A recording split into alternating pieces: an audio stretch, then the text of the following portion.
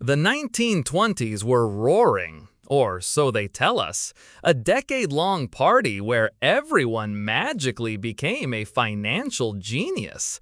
People were buying stocks on margin, which is a fancy way of saying they were gambling with money they didn't have. Your iceman, your barber, your cousin who still thinks the earth is flat, they were all stock market experts. The economy was supposedly a perpetual motion machine fueled by optimism and borrowed cash. It was a beautiful, shimmering bubble, and nobody thought to ask if bubbles, pop. Meanwhile, on the world stage, things were even more sensible. After World War I, Germany owed a comical amount of money to Britain and France. Britain and France, in turn, owed a boatload of money to the United States. So, American banks, in their infinite wisdom, started lending Germany money to pay back Britain and France, who then used that money to pay back the American banks. It was a glorious, spinning circle of debt, a financial Rube Goldberg machine where the only thing being produced was the illusion of stability.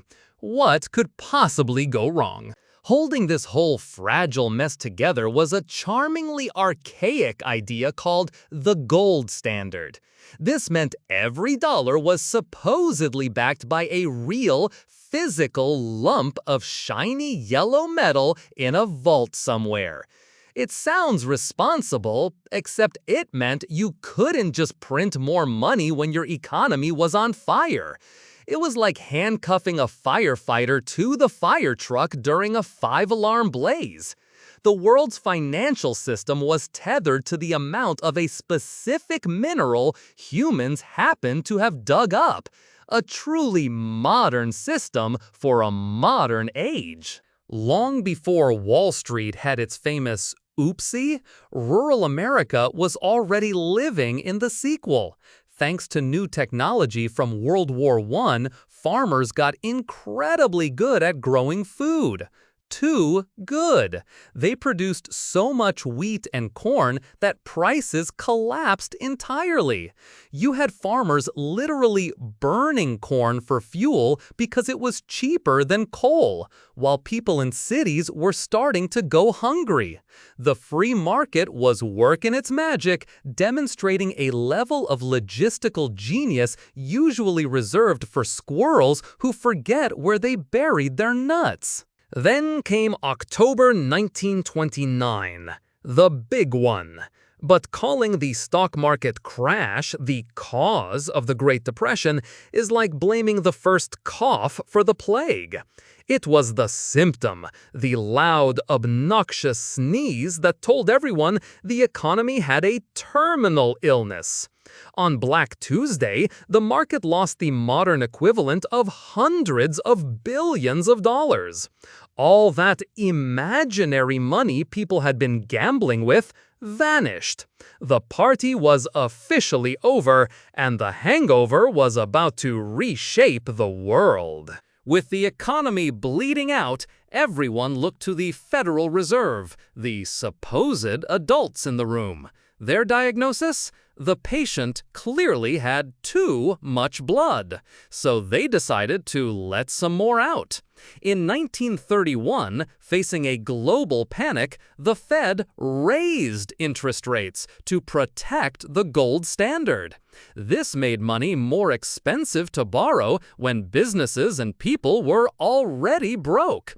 It was the economic equivalent of throwing an anchor to a drowning man. An absolute masterclass in making a terrible situation catastrophically worse. With the Fed playing 4D chess against itself, people started getting nervous about their local banks, because back then, there was no FDIC insurance. If your bank went under, your life savings turned into thin air. This led to a delightful phenomenon called a bank run. A rumor would start, and suddenly hundreds of people would would be outside demanding all their cash. Since banks don't keep all their cash in a big vault like in the movies, they would collapse.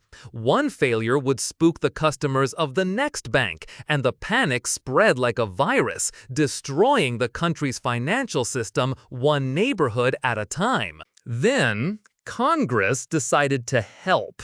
In 1930, they passed the Smoot-Hawley Tariff Act.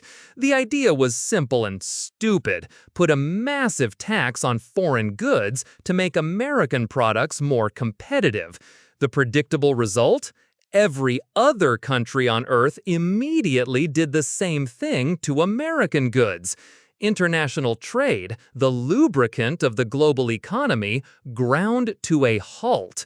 They didn't just shoot themselves in the foot, they built a multinational circular firing squad, a true monument to protectionist genius. As all this was unfolding, President Herbert Hoover, a man whose name would become synonymous with shanty towns, kept insisting everything was fine. He assured the public that prosperity is just around the corner. That corner must have been in a different dimension, because what America found was breadlines, mass unemployment, and the Dust Bowl. Hoovervilles, communities of shacks made from scrap, popped up everywhere. It was a stark, brutal reminder that a system built on flawed ideas, blind optimism, and circular logic eventually has to reckon with reality. So, the Great Depression wasn't caused by a single stock market crash. It was a perfect storm, a cascade of failures. It was international debt structures built on fantasy, a rigid monetary system that choked off its own air supply, and disastrous government policies that amplified the panic.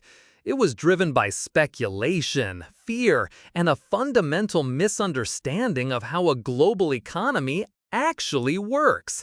A confluence of very human, very predictable mistakes made by people who were absolutely certain they knew what they were doing. If you enjoyed this video, please like, comment, and subscribe to our channel for more historical insights. Thanks for watching, nerds!